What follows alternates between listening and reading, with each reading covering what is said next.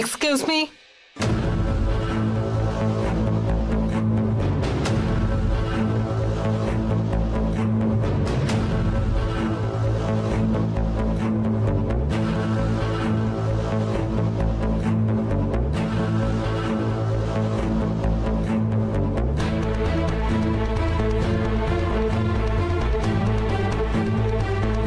Madam, Shivani দেবীর সঙ্গে কথা বলতে চাই। বসুন ম্যাডাম, ডেকে আনছি। চা কফি খাবেন?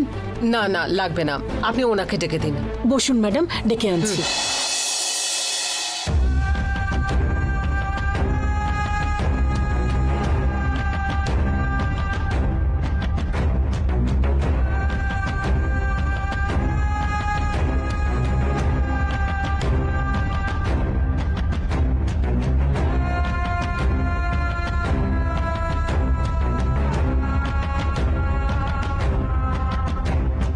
ইন্সপেক্টর ম্যাডাম,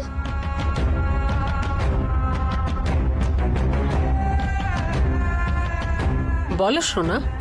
উনি এখন কেমন আছেন? উনি তোমার কে হন? ওই যে হাত কেটে নিল না, উনি তোমার কে হন বলো?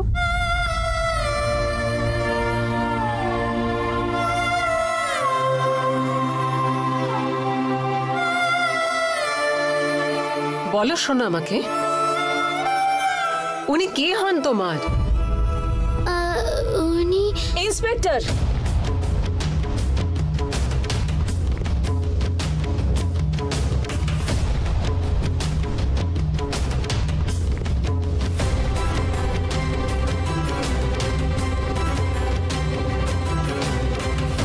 ইন্সপেক্টর বসুন আপনি। না ঠিক আছে। উনি কেমন আছেন ইন্সপেক্টর? দেখুন, হসপিটালে যত টাকা লাগে লাগুক, ট্রিটমেন্টের সমস্ত টাকা আমি দেব।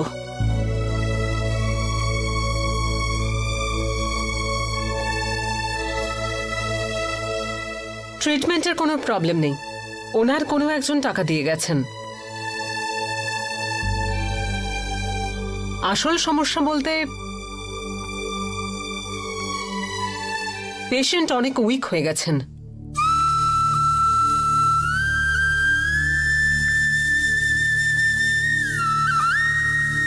মেয়েকে বারবার মনে করে দুর্গা দুর্গা বলে উনি অজ্ঞান হয়ে যাচ্ছেন।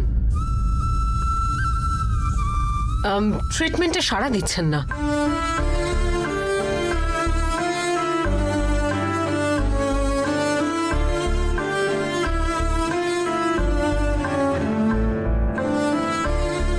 আপনি যদি রাজি থাকেন, মেয়েকে ওনার কাছে নিয়ে যাব।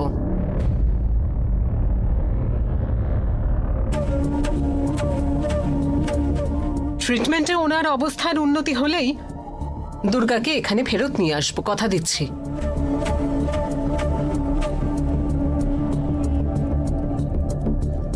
কি বলছেন ইন্সপেক্টর? আপনি তো ওনাকেই সাপোর্ট করছেন মনে হচ্ছে। ছি ছি, একদম না। মেয়ে তো আপনার, এটাতে তো কোনো ডাউট নেই। উনি ভুল কাজ করেছিলেন, তাছাড়া আত্মহত্যা করার চেষ্টা করা সেটাও মারাত্মক ভুল।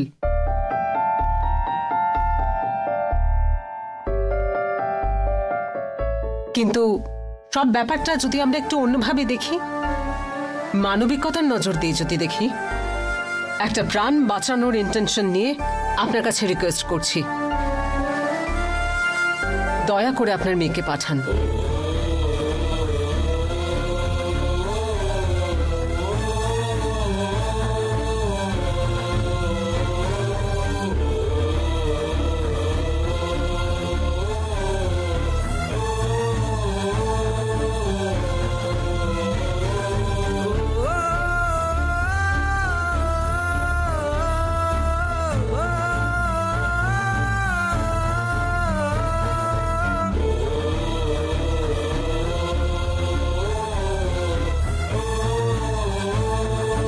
দেখুন, যদি কারোর প্রাণ সংশয় ঘটে তাহলে তাকে নিয়ে চিন্তা না করার মতো মানুষ আমি নই।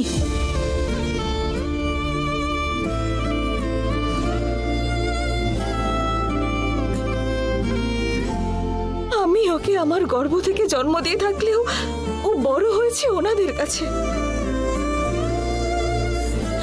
বাচ্চাদের মন খুবই সেন্সিটিভ হয়। এখন আমি আমার মেয়েকে ওখানে পাঠালে যদি ওনার মন বদলে যায়, অথবা উনি আমার মেয়েকে দেখে আর কোনোদিন এখানে পাঠাবেন না বলে সিদ্ধান্ত নেন,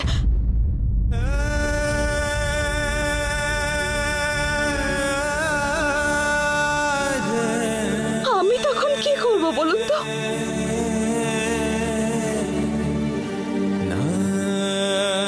দেখুন, আমার জন্য অনেকে খেয়ে পড়ে বেঁচে আছে, কিন্তু আমি বেঁচে আছি শুধুমাত্র ওর জন্য।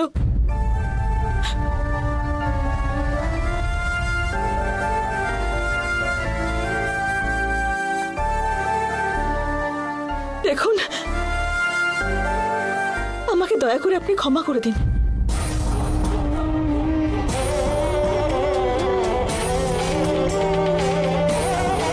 আমার মেয়েকে না দেখে উনি কষ্ট পান, সেটা আমি চাই না, কিন্তু আমার কাছে এটা ছাড়া তো আর কোনো উপায়ও নেই। দয়া করুন। দেখুন ম্যাডাম, আপনার মেয়েকে আমি ফিরিয়ে আনবো, এটা কথা দিচ্ছি। আমার দায়িত্ব এটা। আমি কিন্তু পুলিশ পড়ে, কিন্তু তার আগে আমি একজন মা। শুধু জন্ম দিলেই মা হওয়া যায় না, তার সঙ্গে ভালোবাসাটাও দরকার।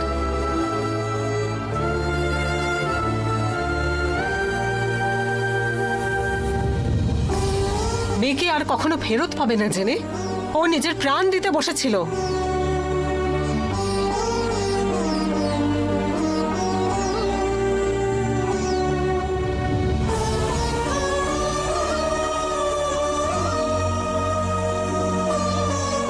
ওর ভালোবাসা মিথ্যে না,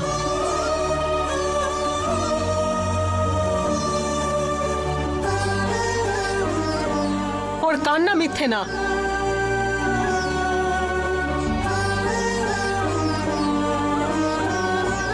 ওর রক্ত মিথ্যে না।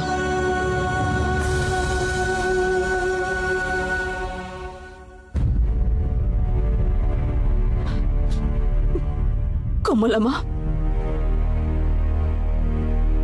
ওনাকে যেতে বলো। ম্যাডাম, আপনার কাছে হাত জোড় করছি, আমাদের দিদিকে এখন একটু একা ছেড়ে দিন। উনি জীবনে অনেক কষ্ট পেয়েছেন।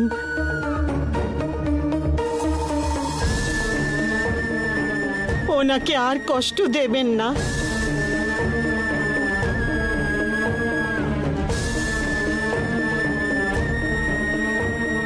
আমি অনুরোধ করছি, দয়া করে আপনি এখন যান।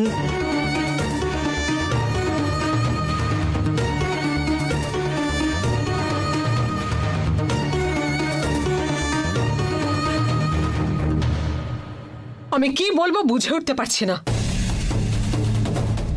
বিনা কারণে একটা প্রাণ শেষ হতে বসেছে, তাই জন্য আমি রিকোয়েস্ট করছিলাম।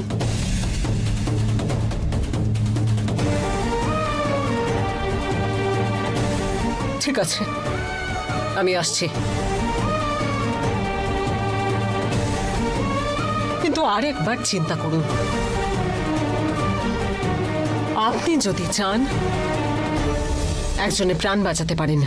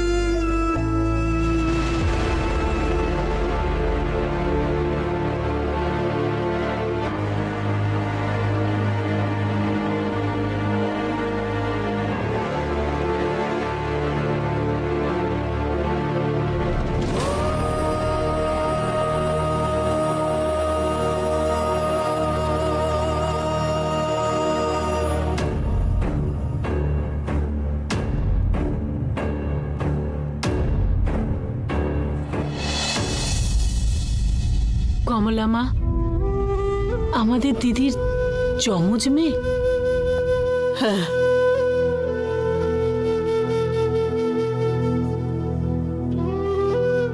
দিদি এত দুঃখ নিজের মধ্যে লুকিয়ে রেখেছে, আমাদের কেউ কিচ্ছু বলেনি, একা কষ্ট পাচ্ছে।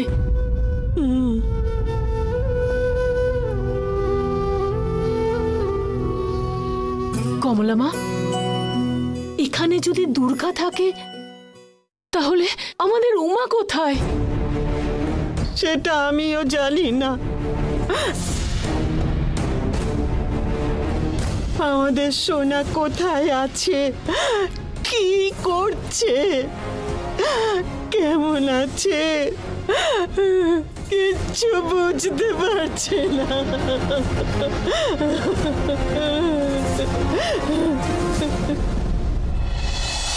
ইন্সপেক্টরকে কল করে মেয়ের ব্যাপারে জিজ্ঞেস করলেন? ডাক্তার, এখানে একজন মানুষের প্রাণ যাচ্ছে, কোনো পাষাণ মনের মানুষ হলেও মেয়েকে পাঠিয়ে দিত। ওরা তো বড় লোক, ওদের এত বড় মন কি করে থাকবে? এসে গেছেন ম্যাডাম, বাচ্চাটাকে নিয়ে আসেননি? না ম্যাডাম, পাঠাবে না, স্ট্রিক্টলি না বলে দিয়েছে।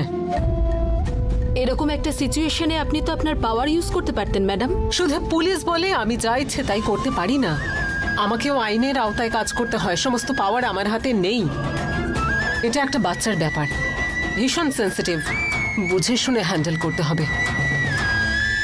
উনি মানবিকতার খাতিরে পাঠাতে পারতেন, পাঠালেন না। কোনো শত্রু হলেও এমন সময় বাচ্চাটাকে পাঠিয়ে দিত। কি আর বলবো, ওরা তো বড় লোক, ওদের মনটা একদম পাষাণের মতো। মেয়েটাকে নেওয়ার বেলায় আপনাদের মন কোথায় ছিল? একটা কথা তো সত্যি, সবসময় বড় লোকরা খারাপ হয় না আর গরিবরা ভালো হয় না। আপনি একটু চুপ করে থাকুন। ঠিক আছে ম্যাডাম, আমি আমার মতো চেষ্টা করছি, কিন্তু রেজাল্ট কি হবে তার কোনো গ্যারান্টি নেই। ঠিক আছে ম্যাডাম, আমি মেয়ের মাকে বলেছি, দেখি উনি কি বলেন এবারে। একটু পরে আমি নিজেই কল করব, পাঠালে ভালো। আপনি কিন্তু ওনার ট্রিটমেন্টে প্লিজ কোনো কম্প্রোমাইজ করবেন না, ঠিক আছে ম্যাডাম?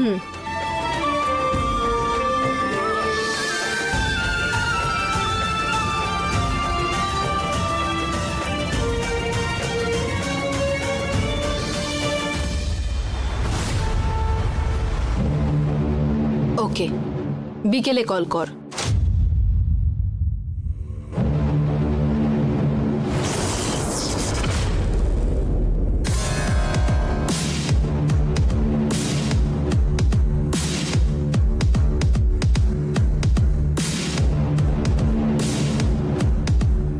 ওকে।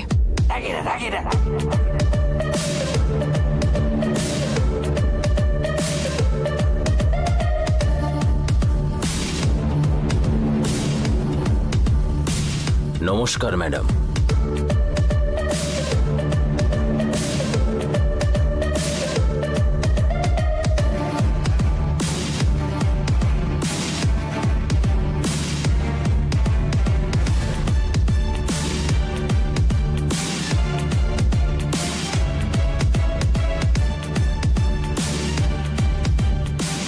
বলুন।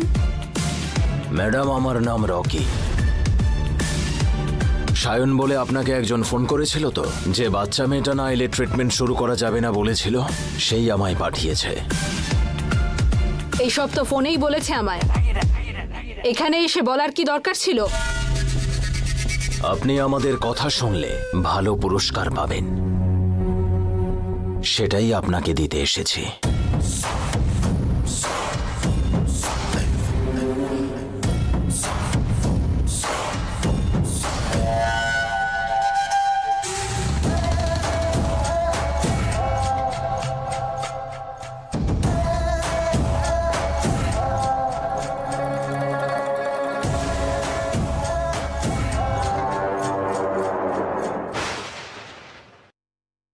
মানুষের জীবনের কোনো দাম নেই না আপনাদের কাছে?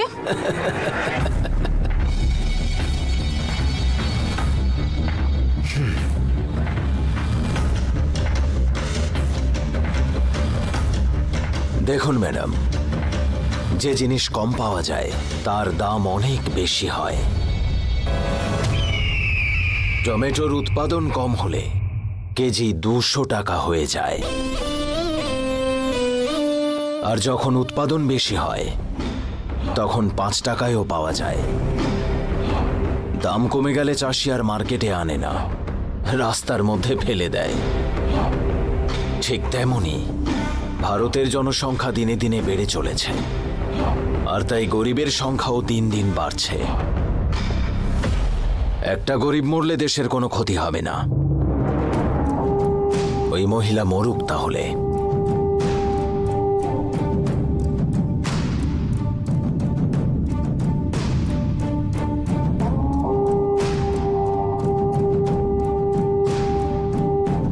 যতক্ষণ না মেয়ে আসছে আপনি ট্রিটমেন্ট করবেন না।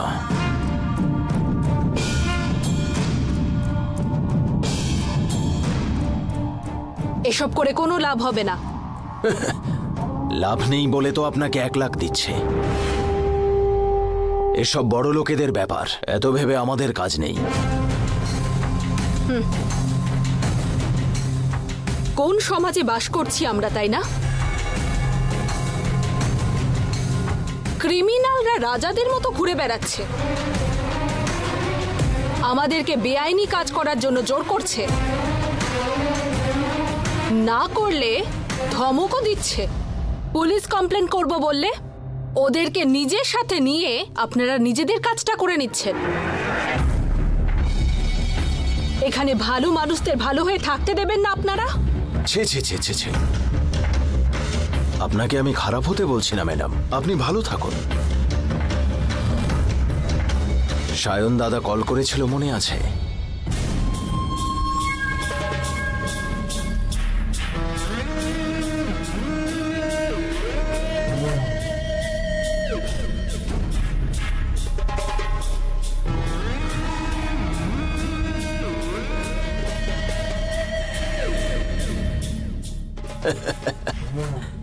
চললাম madam.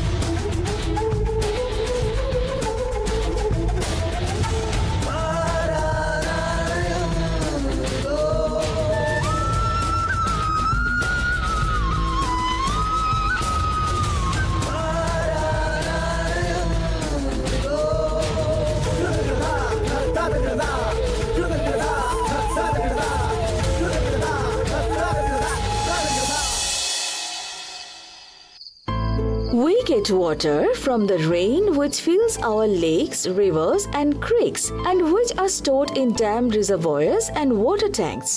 We get dash from the rain. Fill in the blank. Come on.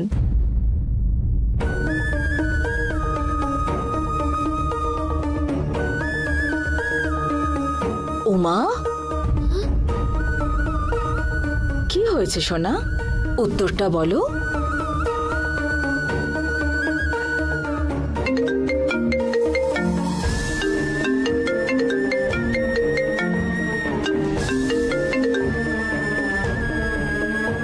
Hello.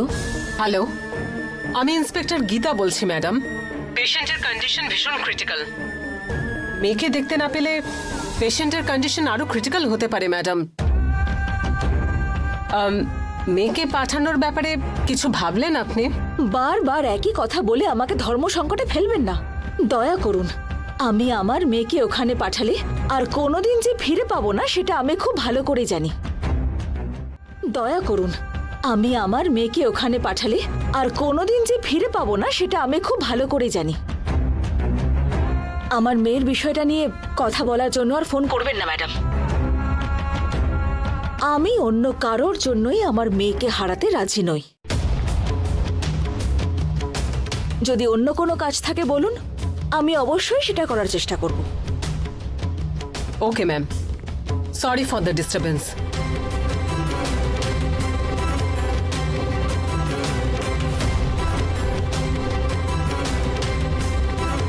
সোনা, বই খাতাগুলো গুছিয়ে রাখো আর ঘুমিয়ে পড়ো। সোনা, বই খাতা গুছিয়ে রেখে ঘুমিয়ে পড়ো।